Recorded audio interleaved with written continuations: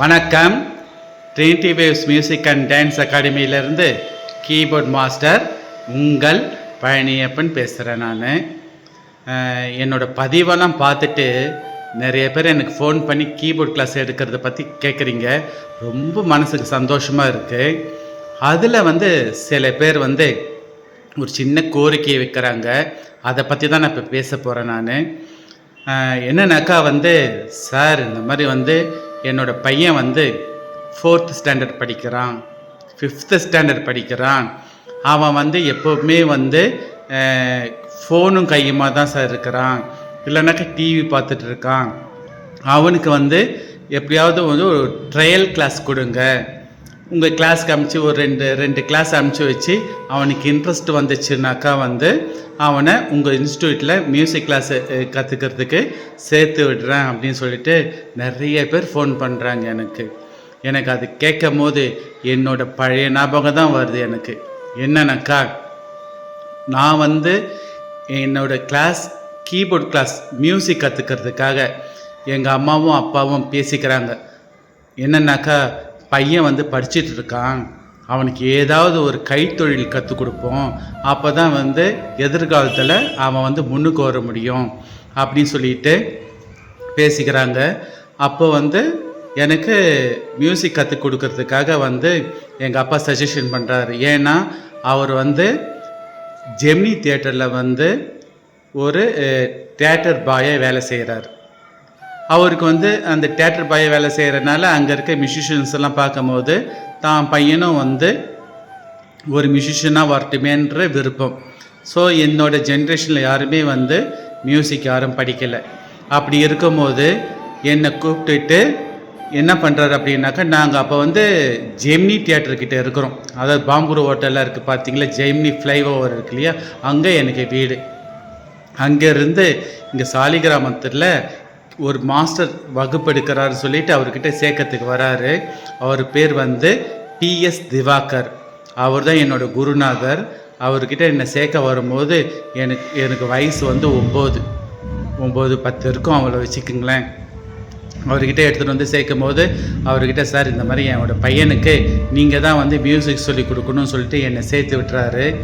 ஆனால் அவர் என்ன சொல்கிறாரு அப்படின்னாக்கா, உங்கள் பையனை சேர்த்துக்கிறது பெருசு இல்லைங்க, அவனுக்கு முதல்ல மியூசிக்கில் இன்ட்ரெஸ்ட் இருக்கா அப்படின்றத நான் தெரிஞ்சுக்கிட்ட அப்புறமேல் தான் என் கிளாஸில் என்னை சேர்த்துக்க முடியும்.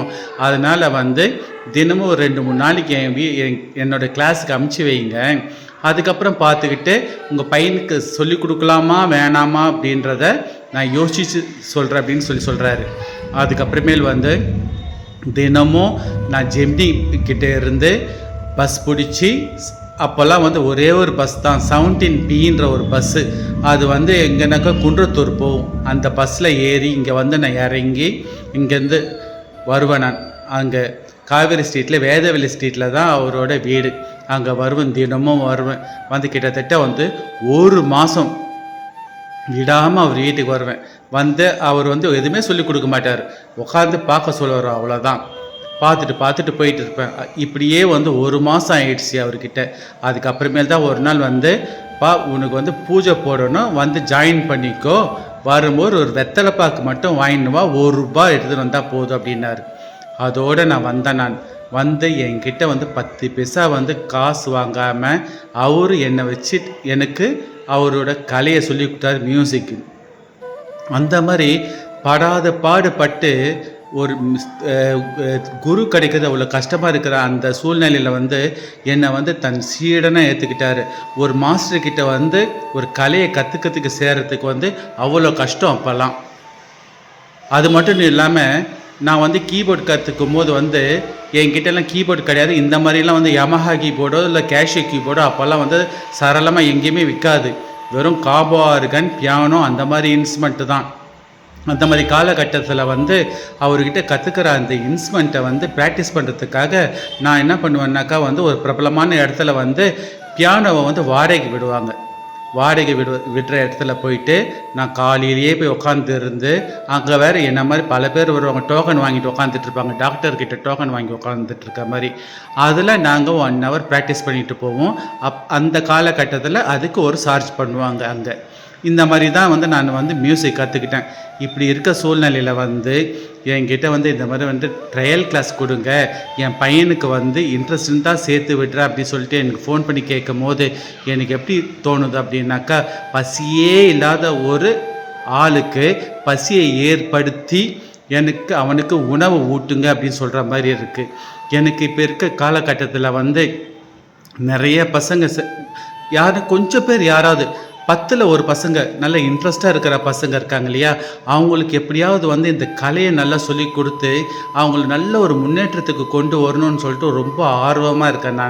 நான் வந்து காசு பணம் சம்பாதிக்கணும், இந்த இன்ஸ்டியூட் வச்சு நல்லா நடத்தி லாபகரமாக சம்பாதிச்சு பெரிய ஆளாகணும், நல்லா சம்பாதிச்சு நல்லா ஓஹோன்னு வாழணும், அந்த எண்ணம் எனக்கு எப்பயுமே கிடையவே கிடையாது. எனக்கு என்னன்னாக்கா வந்து நான் இருக்கிற வரைக்கும் எனக்கு தெரிஞ்ச சங்கீதத்தை எவ்வளோ பேருக்கு சொல்லிக் கொடுக்க முடியுமோ அவ்வளோ பேருக்கு சொல்லிக் கொடுத்து அவங்கள நல்ல நிலைமைக்கு கொண்டு வந்து ஒரு பெரிய ஆள் ஆக்கணும் அப்படின்றது என்னோடய லட்சியம். அப்படி தான் என்னோடய குரு என்னை வளர்த்துருக்காரு. அவருக்கு ரொம்ப வயசாகிடுச்சு இல்லைங்களா, அந்த நேரத்தில் வயசாக இருந்தனால அப்போ என்ன பண்ணார் அப்படின்னாக்கா வந்து அந்த நேரத்துலையே வந்து அவருக்கு வர ஸ்டூடெண்ட்டுங்களுக்கெல்லாம் என்னை சொல்லிக் கொடுக்க சொல்லி என்னை ட்ரெயின் பண்ணார். அப்போ அவர் வந்து இந்த மாஸ்டர் ஆகிறதுக்கு குருவாகிறதுக்கான தகுதியை அப்போவே எனக்கு வளர்த்து விட்டனால தான் இன்றைக்கி அந்த வேலையை என்னால் செய்ய முடியுது. அவரோட ஸ்டூடெண்ட்டுகளுக்கு அத்தனை பேருக்குமே வந்து நான் எல்லாம் கிளாஸையும் எடுப்பேன். நான் என்னை செய்ய சொல்லுவார், நான் செய்வேன். நான் காலையில் வந்துட்டேன்னாக்கா ஒரு வீட்டுக்கு வந்துட்டேன்னாக்கா நைட்டு 8-7 மணிக்கு தான் நான் வீட்டுக்கே போவேன். நுங்கம்பாக்கத்துக்கு அங்கே பாம்புருக்கு எங்கள் காவேரி ஸ்ட்ரீட்லேருந்து சாலி கிராமத்துலேருந்து நுங்கம்பாக்கம். இதுதான் என்னோடய பயணம். அப்படி வந்து கற்றுட்டு முன்னுக்கு வந்தனால வந்து எனக்கு வந்து என்னன்னாக்கா வந்து பசங்களை நல்ல இன்ட்ரெஸ்டாக இருக்கிற பசங்க ஆர்வமாக இருக்கிறாங்க பார்த்தீங்களா, அந்த இசை பசின்ற இருக்கிற அந்த பிள்ளைகளுக்கு நல்லபடியாக சொல்லிக் கொடுத்து அவங்கள மேலும் மேலும் வந்து நல்ல நிலைமைக்கு கொண்டு வரணுன்றதுக்கு எனக்கு விருப்பம். அதனால் வந்து இந்த ட்ரையல் கிளாஸ் விஷயத்துக்கு மட்டும் எனக்கு ஃபோன் பண்ணாதீங்க. எனக்கு வந்து சார் என் பையன் நல்லா ஆர்வமாக இருக்கிறான், அவனுக்கு சொல்லிக் கொடுத்து நல்ல முன்னேற்றத்துக்கு கொண்டு வாங்க அப்படின்னு சொல்லிட்டு நினைக்கிறவங்க எனக்கு கால் பண்ணிவிட்டு என்கிட்ட வாங்க. அவனை நல்ல நிலைமைக்கு கொண்டு வரலன்னா என்ன கேளுங்க, அப்போ நான் உங்களுக்கு பதில் சொல்கிறேன். சரிங்களா? அதனால் வந்து இப்போ இருக்க காலகட்டத்தில் என்ன ஆகிப்போச்சுனாக்கா ரொம்ப மியூசிக்கை கற்றுக்கிற ஆளுங்க வந்து ரொம்ப கம்மியாயிட்டாங்க.